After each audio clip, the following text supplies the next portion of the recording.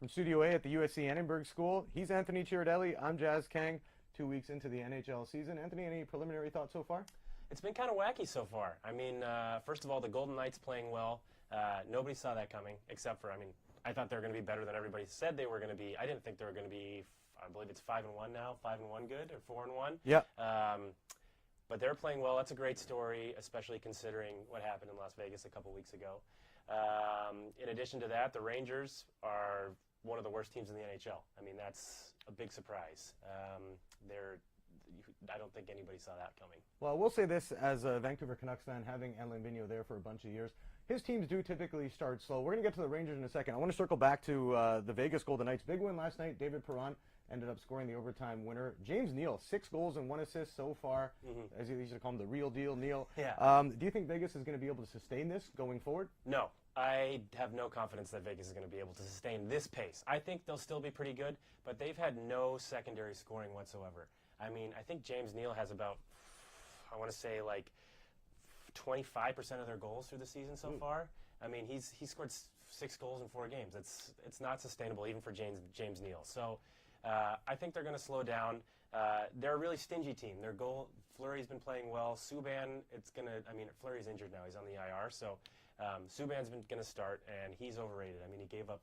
I mean, he's not overrated. He's never even been rated. Yeah, that's true. That's true. Coming from a Bruins fan, he is not good.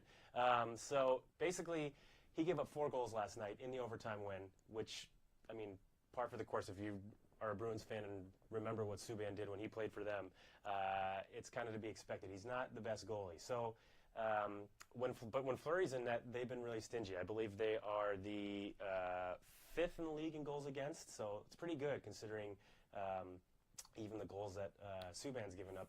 They are 16th in the league in scoring, and that's not a good sign. So I think they're going to drop back from the pack a little bit once James Neal cools off.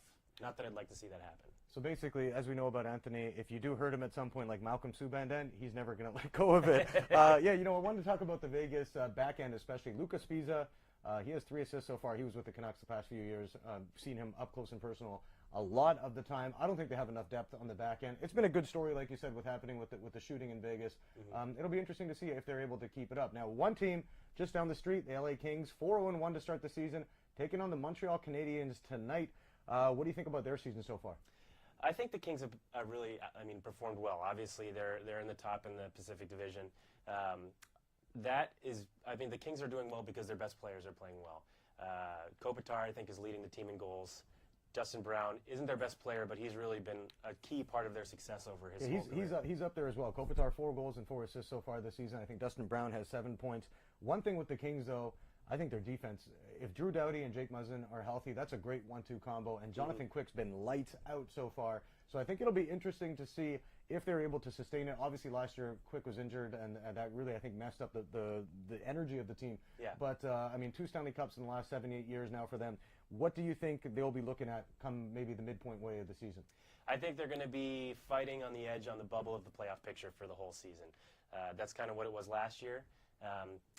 I also, just like the Golden Knights, don't think that the Kings are going to be able to sustain this kind of level of success.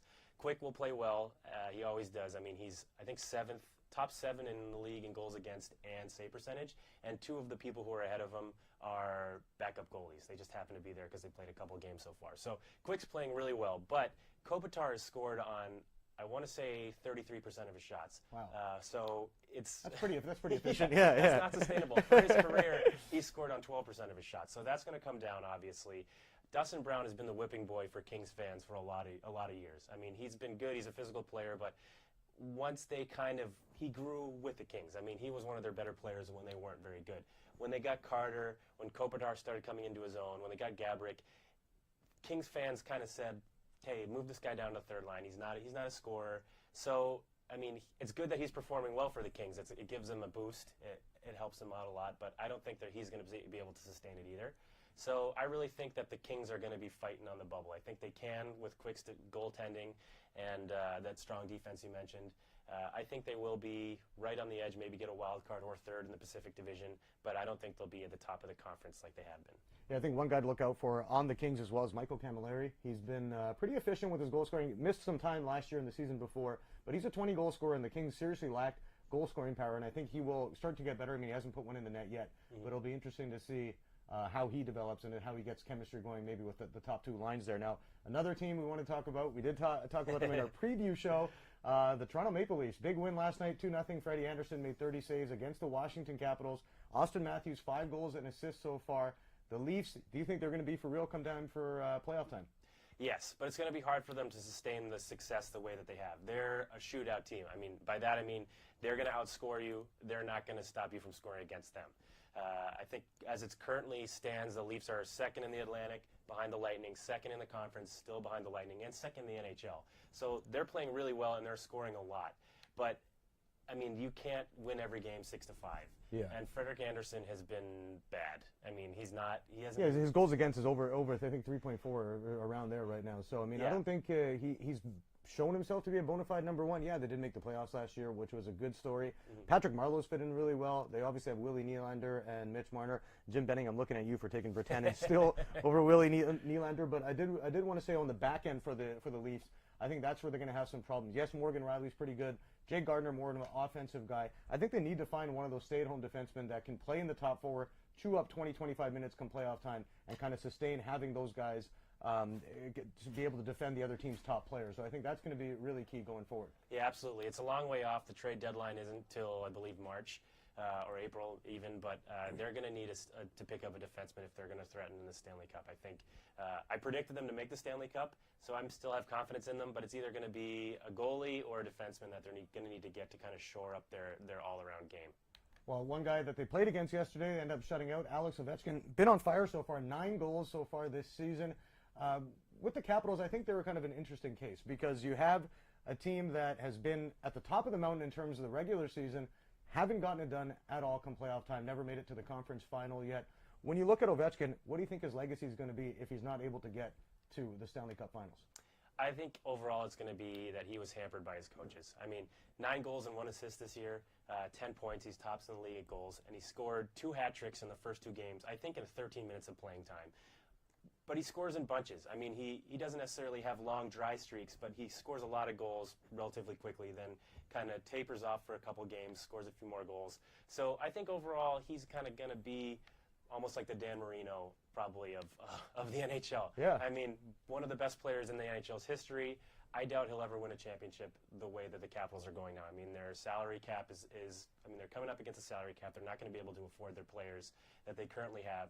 So I think that they're going to trail off in the near future, and I think Barry Trotz, once they realize that he's basically Bruce Boudreau Part 2, is going to get the axe. The human coat hanger? Yeah. Barry Trotz. Yeah, exactly. Maybe not this year, maybe not next year, but I don't think Trotz is going to get them a Stanley Cup championship. So at a certain point, the owner of the Capitals and the GM is going to have to move on, especially once they have to cut. I mean, eventually they're going to have to get a coach who can coach young players because they're going to have to start using a lot of those guys to make up for that salary cap problem. Yeah, I think last year was their best opportunity. I think they were deep enough, and they should have probably beaten the Penguins. I mean, obviously went on to win the Cup, and that division is just brutal. If you look at it, they're going to have to beat Pittsburgh.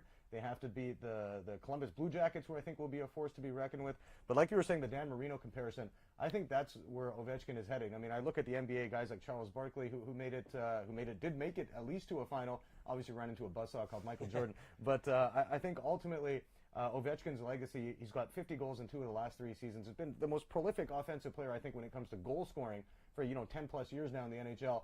But if he isn't able to get his team at least to a Stanley Cup final where you say, you know what, they came up short, I think he's going to go down exactly as that. Yeah, and I mean, Alex Ovechkin's Michael Jordan is Sidney Crosby. I mean, it's a real sad fact for his part that he has to come into the league basically at the same time as Crosby did, play against a team that's been better managed than the Capitals have. So, I mean, maybe without Crosby around, he might have won a couple, but it's in part, it's bad luck. Well, I think ownership has a lot to do with it, and I've seen this in Vancouver, and I mean, Edmonton was such a bad franchise for so many years. They did win the lottery. I mean, they got Nail Yakupov, Taylor Hall, Ryan Nugent-Hopkins, all those guys, well, except for Yakupov, who was kind of more of a bust than the other two. But Hall and Nugent-Hopkins, solid second-line players. But I think that team, the way it was constructed, got lucky with McDavid. Now you look around the rest of the NHL, the Bruins with the Wirtz family. Once the father passed away, the son took over. They had a different outlook, and things started changing there. So I think with ownership with the Capitals, with Ted Leonsis, I think until he's able to make the right calls, I think this is where Washington is kind of going to stay. One team that you did talk about off the top, the Rangers, struggling big time. Do you think they'll be able to bounce back? I think so. I mean, you can't have that many good players and have them play this badly the whole season. Chris Kreider, I think, only has 3 assists, has no goals through the first few games of the season. And Nash has been playing. I mean, Nash is in a contract year, so he's going to want to play better. He's old now. I mean, he's not the Rick Nash he was a long time ago, but hasn't been playing well. Lundqvist, I mean, he's been struggling. He's getting older. I think they're not going to be as good as they were before. I forget where I had them in the preseason poll, but I think they're better than this. I mean, they're better than 1 win in their entire season so far. Yeah, I think that's where they're going to run into some issues. Their age, and they don't have a game breaker. I think Kreider is a very good offensive player. Like you said, Rick Nash isn't the guy that he used to be.